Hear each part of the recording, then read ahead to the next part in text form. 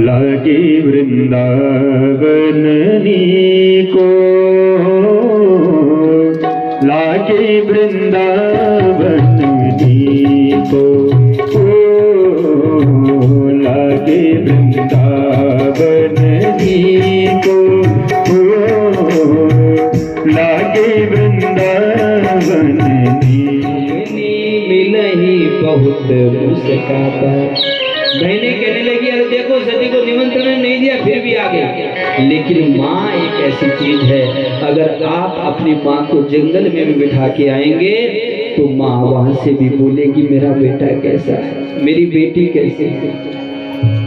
माँ के अंदर वो ममता होती है। माँ रोने लगे बेटी तो चिंता मत कर, जीवन में सब कुछ करना, मत करना तीर्थ व्रत, मत सुनना कथा, घर में अपने माँ बापों की सेवा कर लेना, बूढ़े बुजुर्गों की सेवा करना सबसे बड़ा धर्म वही है। जब तक दो हाथों की मूर्ति घर में है, माँ और पिता, किसी तीर्थ में जाने की जरूरत नहीं है। घर में अपने माँ बापों की सेवा करना, अपने माँ बापों को खुश रखना। अगर माँ बाप, बूढ़े माँ बापों ने अगर हमारे ऊपर हाथ फेर दिया तो हमें संसार में उस आशीर्वाद को कोई। एक बार फिर से स्वागत है आप सभी का अनएक्सप्लोर्ड पहाड़ में। तो साथियों आजकल ननिहाल आ रखा हूँ अपने मुरोगी में, और यहाँ पर मामा जी लोगों की भागवत कथा का दिव्य आयोजन चल रहा है।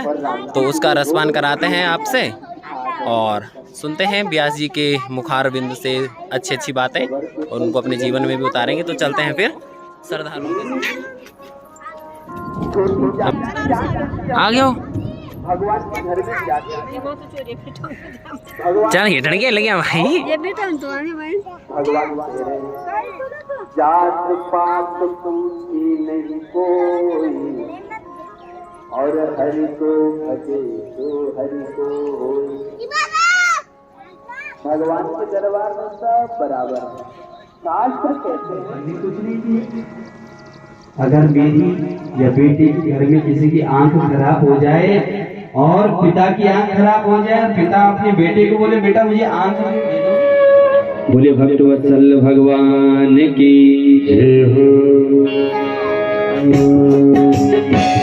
घरे घरे तुलसी ठाकुर सेवा, घरे घरे तुलसी ठाकुर सेवा, ठाकुर सेवा, ठाकुर सेवा, ठाकुर सेवा, ठाकुर सेवा।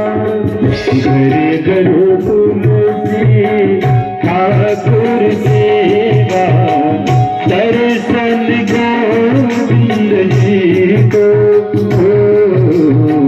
लागे वृंदावन को, लागे वृंदावन को, लागे वृंदावन को, लागे वृंदावन। बोले भक्तवत्सल भगवान की जय। तो भगवान शंकर का अपमान समझ लिया। मेरा एक माता भगनी मिलही, बहुत मुस्काता, भगनी मिलही बहुत मुस्काता। मंगल भवन मंगल हारी, मंगल भवन मंगल हारी। प्रभु सुदशरथ अजीर बिहारी, प्रभु सुदशरथ अजीर बिहारी। एक माँ थी जो केवल सादर आदर पूर्वक मिली है। सादर भलई मिलई एक माता, बहनों ने भी नहीं पूछा।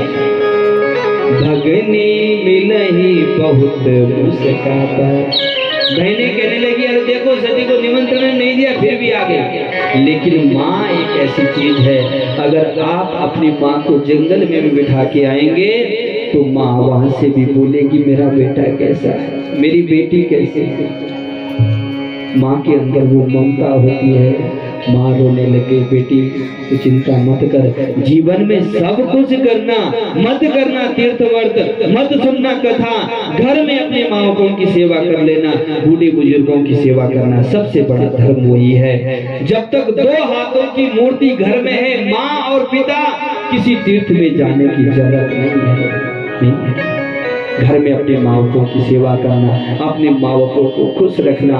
अगर माँ बाप, बूढ़े माँ बापों ने अगर हमारे ऊपर हाथ फेर दिया तो हमें संसार में उस आशीर्वाद को कोई टाल नहीं सकता है। आप दुनिया के किसी भी कोने में पीछे नहीं रह सकते। जिसके ऊपर माँ बापों का, गुरु का और अपने से बड़ों का आशीर्वाद होता है, वो संसार में कभी हार नहीं खाता। नेहत हमारी अच्छी है तो किस्मत हमारी दासी है, कर्म हमारे अच्छे घर में मथुरा काशी है। कर्म हमारे अच्छे हैं तो घर में मथुरा काशी है। कहीं जाने की जरूरत नहीं है, अपने बूढ़े माँ बापों की सेवा करो। जो हालत आज कलिकाल में बूढ़े माँ बापों की, वो किसी की नहीं। अरे जिस माँ ने 9 महीने तक इस कोख में हमें उस भार को ढोया है, आज उसी माँ को नकार रहे हैं। आज दुनिया में वृद्ध आश्रम बन गए, माँ को, पिता को उस वृद्ध आश्रम में छोड़ करके आ रहे हैं। ऐसा फायदा क्या है? सेवा करनी तो माँ बापों की सेवा करो। एक बूढ़ी माँ थी ना, तो एक उसका बेटा डॉक्टर था। उसने अपनी माँ को किसी वृद्ध आश्रम में छोड़ करके, जब अंतिम समय आया, डॉक्टरों ने फोन किया, आश्रम वालों ने फोन किया कि आपकी माँ का अंतिम समय है, बहुत ज्यादा बीमार है। तो जब बेटा माँ के पास गया, माँ क्या हो गया है? तो माँ ने अंतिम श्वास में भी यही कहा था, बेटा तू ठीक तो है ना, तेरे बाल गोपाल सब ठीक है, किसी प्रकार की कोई कमी तो नहीं है?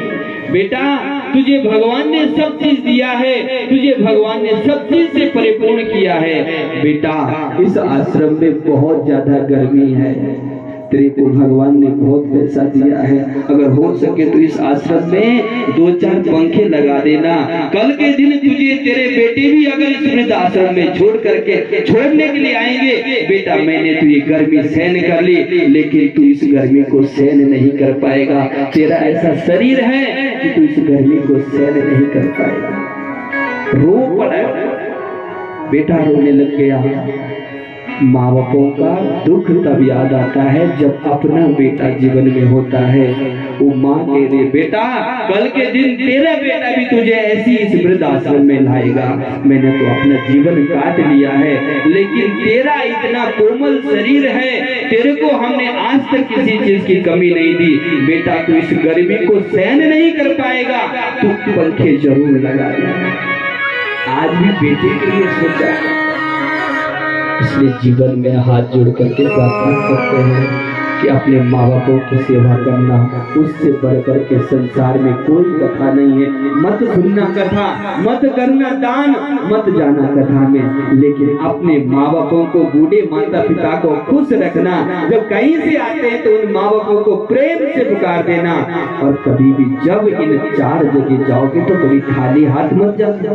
माता पिता के दरबार में, माता पिता के पास जाते ज्यादा पैसा नहीं चाहिए, एक ही टॉफी लेके जाना अपनी माँ के लिए, अपने पिता के लिए, तो उस टॉफी से भी प्रसन्न हो जाएगा। इसलिए माँ बाप की सेवा करना आज कलिकाल में जो हालत बूढ़े माँ बापों की, वो किसी की नहीं है। इसलिए आज माँ ने हृदय से लगाया, बेटी तूने ठीक किया, तू आ गई है। माँ को हृदय से लगाया, सती मैया अंदर नहीं गई, सीधे जो है सती मैया राजभवन के अंदर गई जहाँ यज्ञ हो रहा था। जैसी गई यज्ञशाला में गई तो सती मैया ने एक तरफ से देखा, सब 33 कोटि देवी देवताओं के आसन लगे हैं, लेकिन भगवान शंकर का कहीं आसन नहीं लगा। पूज्य महाराज सरदार के बाद उसके लिए अपने घर से प्रस्थान करेंगे। फिर अच्छे हैं तो घर में कहीं जाने की जरूरत नहीं है, अपने बूढ़े माँ तो साथियों, ऐसे थे कुछ व्यास जी के मुखार रविंद्र से उनके शानदार प्रवचन, और उनकी मीठी वाणी से आप सभी ने प्रवचन तो सुने ही होंगे। और इस यज्ञ के उपलक्ष्य में मेरी 2 बहनों की शादी भी थी, तो उन दोनों को नव दाम्पत्य जीवन की लख लख बधाइयाँ, बहुत सारी शुभकामनाएं। प्रभु महादेव उनके वैवाहिक जीवन में बहुत सारी खुशियाँ दे, ऐसी हम प्रभु से प्रार्थना करते हैं। तो साथियों, मिलते हैं आपको नई वीडियो में नए ब्लॉग के साथ। तब तक के लिए अपना ध्यान रखिएगा, अपने परिवार का ध्यान रखना दोस्तों। खुश रहिए और खुशियाँ बांटते रहिए। I love you all my friend. जय हिंद और जय देवभूमि उत्तराखंड। अपनी माँ को